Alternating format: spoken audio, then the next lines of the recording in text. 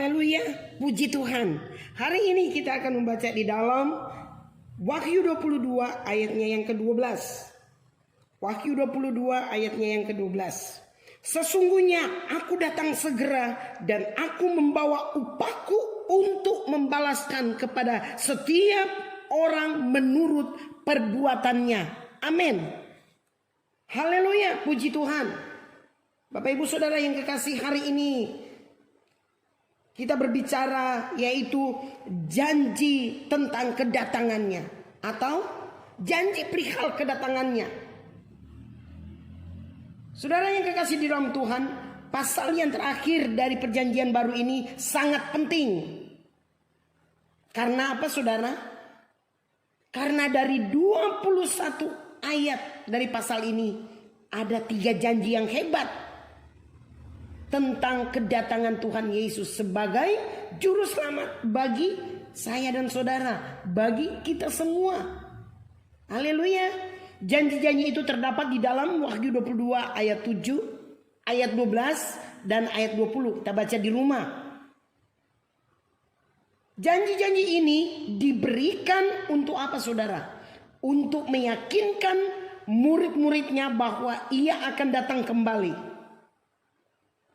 Saudara yang kekasih di dalam Tuhan, jika orang percaya zaman sekarang, saya dan saudara yang masih hidup sampai sekarang, menyadari kasih Allah dan tujuan penebusannya, kita juga akan memiliki perasaan yang sama seperti yang dimiliki oleh siapa? Oleh Rasul Yohanes tentang perihal kedatangan Tuhan Yesus kembali.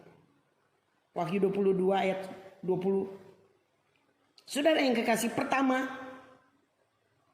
apa janji perihal kedatangan Tuhan Yesus? Janji perihal kedatangan Tuhan Yesus yaitu inti dari seluruh Alkitab Perjanjian Lama. Sebagian besar yaitu perihal kedatangan Mesias sebagai juru selamat, Yesaya 9 ayat 5 sampai 7. Yang banyak disebut dalam Alkitab Perjanjian Baru adalah perihal kedatangan Tuhan Yesus kedua kali sebanyak kurang lebih saudara 300 kali. Dan satu dari setiap 25 ayat berbicara perihal kedatangannya kembali. Dan Tuhan Yesus sendiri berjanji bahwa ia akan datang kembali ke dunia ini. Yohanes 14 ayat 1 sampai 3. Dan dalam 1 Tesalonika 4 ayat 13 sampai 18, para rasul berulang kali berbicara perihal kedatangannya kembali.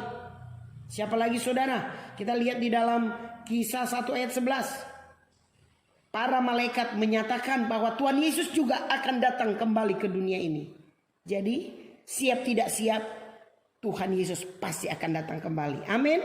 Oleh sebab itu, mari kita persiapkan diri kita masing-masing. Haleluya. Yang kedua, cara dan bentuk ia datang kembali. Alkitab mengatakan dalam 1 Tesalonika 4 ayat 16, ia datang secara pribadi. Ia datang dalam pribadi yang nyata, yang dapat dilihat oleh mata. Kita lihat dalam Kisah 1 ayat 11 dan di dalam Wahyu 1 ayat 7. Ia datang secara tiba-tiba. Matius 24 ayat 44. Ia datang secara rahasia dan misterius. 2 Petrus 3 ayat 10. Dan ia datang disertai bunyi sangkakala yang dahsyat. Matius 24 ayat 30 sampai 31. Puji Tuhan. Yang pertama yaitu janji perihal kedatangan Tuhan Yesus. Dan yang kedua yaitu cara dan bentuk ia datang kembali. Dan yang ketiga yaitu tujuan dari kedatangannya. Amin. Dan pertama, apa janji perihal kedatangan Tuhan Yesus? Yang kedua, bagaimana cara dan bentuk ia datang kembali? Dan yang ketiga yaitu pasti ada tujuan dari kedatangannya. Ia datang untuk membangkitkan umatnya yang telah mati dan mengubah mereka yang masih hidup. 1 Korintus 15 ayat 51 sampai 54. Ia datang untuk meminta pertanggungan jawab perihal kemurahan melalui karya penebusannya di kayu salib. Kisah 17 ayat 31. Saat dimana pahala diberikan, yaitu Wahyu 22 ayat 12. Saat dimana kita akan berkumpul satu dengan yang lain dan bersama-sama dengan dia. 1 Tesalonika 4 ayat 14. Dan saat dimana juga akan terjadi perpisahan. Matius 25 ayat 31 sampai 46. Haleluya. Dan yang keempat yaitu persiapan menjelang kedatangannya. Oleh sebab itu mari kita harus mempersiapkan diri kita. Pertama yaitu persiapan orang percaya, persiapan saya dan saudara, persiapan kita semua, persiapan orang Kristen. Dalam Wahyu 2 ayat 10, apa persiapan kita? Kita harus tetap setia. Apapun situasi kondisi kita, kita tetap setia. Giat dalam melayani Tuhan. 1 Korintus 15 ayat 58.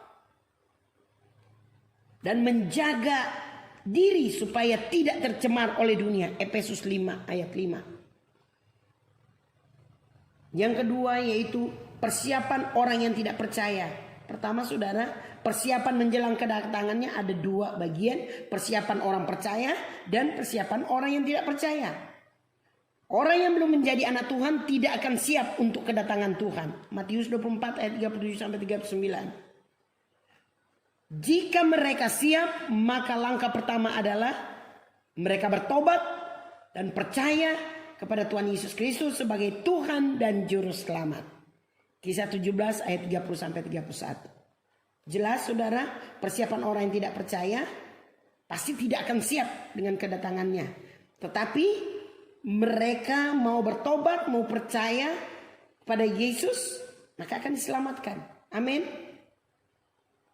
Haleluya. Puji Tuhan. Demikianlah firman Tuhan hari ini. Biarlah itu menjadi berkat dan menjadi pelajaran bagi kita untuk kita berjaga-jaga, mengambil sikap, tindakan. Kita persiapkan hidup kita. Hidup dalam kebenaran, menjauhkan dari hal-hal yang tidak memuliakan Tuhan. Yaitu janji tentang kedatangannya. Siap tidak siap, kita harus siap. Amin. Siap tidak siap, tetap kedatangannya akan datang bagi saya dan saudara. Haleluya, puji Tuhan. Tuhan Yesus memberkati.